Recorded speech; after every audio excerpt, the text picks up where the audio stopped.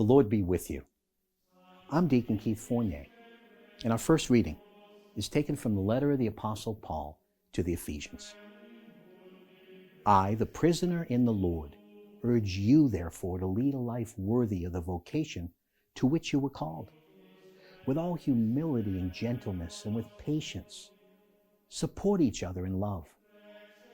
Take every care to preserve the unity of the Spirit by the peace that binds you together.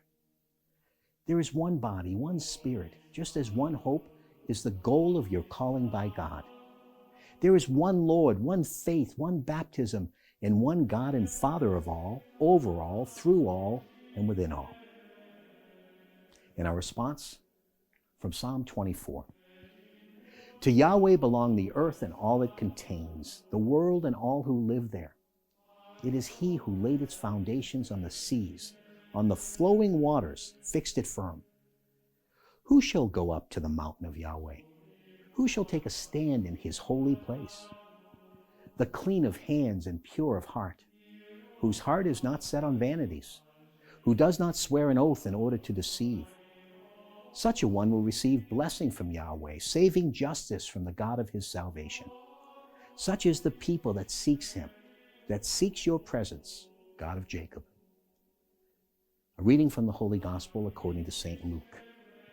Jesus said again to the crowds, when you see a cloud looming up in the west, you say at once that rain is coming, and so it does. And when the wind is from the south, you say it's going to be hot, and it is. Hypocrites!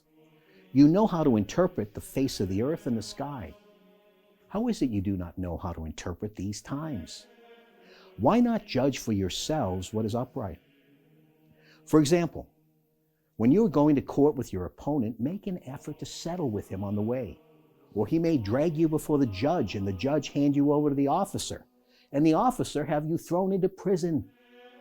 I tell you, you will not get out till you have paid the very last penny.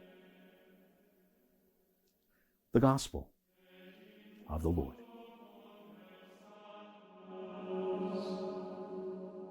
I